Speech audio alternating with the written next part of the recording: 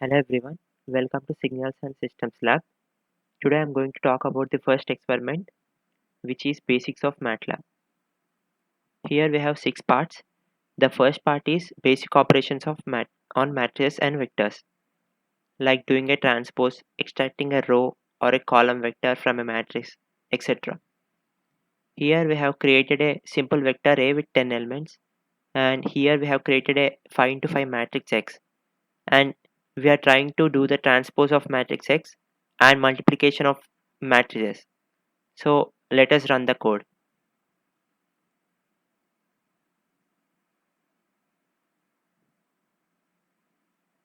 Now our first operation is transpose of matrix X. Here the matrix X is displayed with the 5 into 5 matrix, and we have done the transpose and the new matrix Y is displayed. And next we try to multiply those two matrices X and Y, and this is the normal matrix multiplication, and the answer is stored in the default variable named answer. Next we try to multiply the corresponding elements of these two matrices, and we can see that both these two are different. Next we are trying to extract a row from a matrix, and here we have applied that whole transpose so that row vector changed into a column vector and it is stored in x1. Next we are selecting the elements in the mth through nth columns of matrix X. Here we are taking an example from 2 to 4 columns. So this is second, third and fourth column. Next we are trying to create a submatrix X2 by taking some part of matrix X. Here we are taking second, fourth and fifth rows and the corresponding elements in the first, third and fourth columns. So we are getting a 3 into 3 matrix named X2. Next, the last operation is we are trying to delete a row in a matrix X. Here we have selected the fourth row to be deleted, and we can see that the original X matrix is 5 into 5 matrix, and the final X is 4 into 5 matrix as the fourth row has been deleted.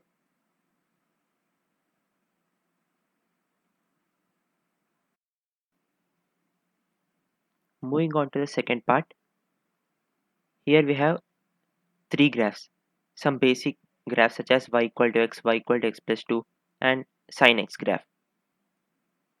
Next we will be creating some variables and saving those into some files known as abfile.mat, ab1file.txt. Here are those files. Next we will be creating some variables and saving them into specific type of file known as ASCII files. Here we can see the ASCII values of C and ASCII values of D. Next we will be creating a structure. Structure is something which stores different type of data types. Here we have created a structure and stored that into new struct.mat file. Here we can see that. And next we will be creating some variables and appending that to the original file. Like we have created two variables and stored it into the example.mat, and then we have created another variable and appended it to the example.mat file. Next we will be using write cell, read cell, write matrix and read matrix commands. Then we can play the audio files using audio read commands. Let us run this code. I have chosen some mp3 file.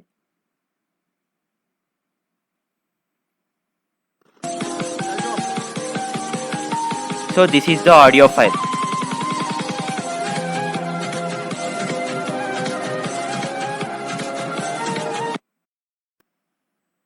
Now coming to the third part, here we are trying to do some basic operations on algebraic expressions, like taking a quadratic equation and finding the roots. The general form of quadratic equation is ax square plus bx plus c equal to 0. Here we are asking the user for input for the coefficient of x square, x and the constant. We are trying to find both the roots of the equation by using the formula minus b plus or minus root over b square minus 4ac by 2a. Here we are storing b square minus 4ac, that is the discriminant, in the variable name d. Now let us run the code. It is asking for the input.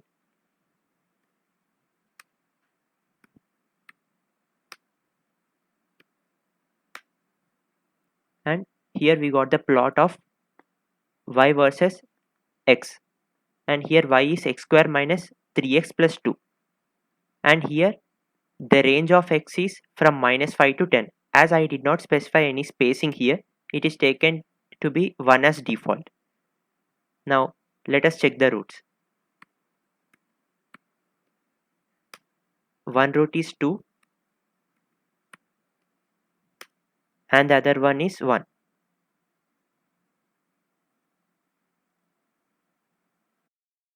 Now coming to the fourth part, we will be dealing with the manipulation of arrays. We will be using various functions such as a repeat element, a repeat matrix, creating an identity matrix, creating a matrix of whole ones and zeros, and creating a random matrix, and reshaping a vector into a matrix of desired order, and concatenating some two matrix, and extracting the diagonal elements of matrix, and creating a block diagonal matrix with our desired elements as diagonal, and flipping the matrix and rotating them, and extracting the upper triangular and lower triangular part of matrix, and shifting the elements in the matrix circularly, and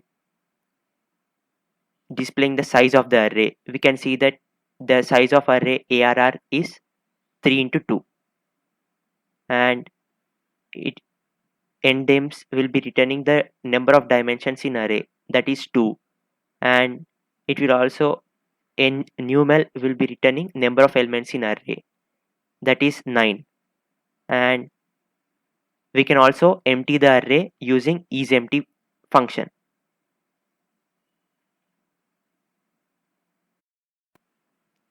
Coming to the fifth part, we will be doing some basic operation with the loops like while loop, for loop, etc.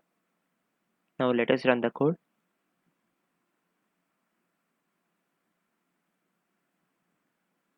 Here the first example is an example of while loop.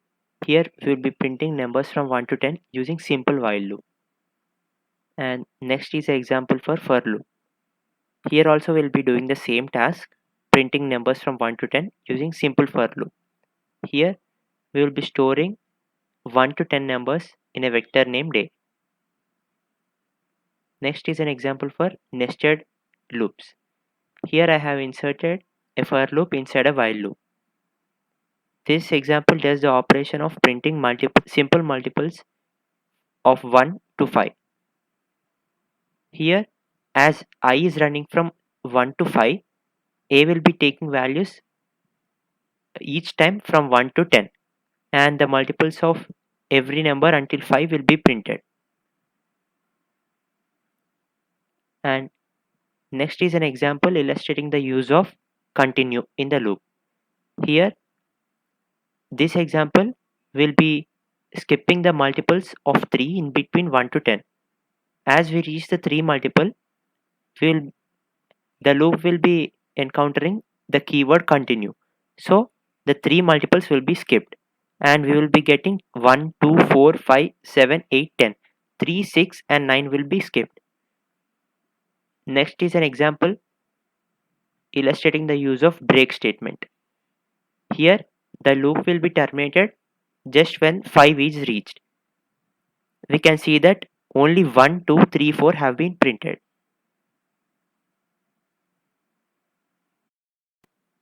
Now coming to the last part, here we'll be dealing with the conditional statements such as if else and switch statements.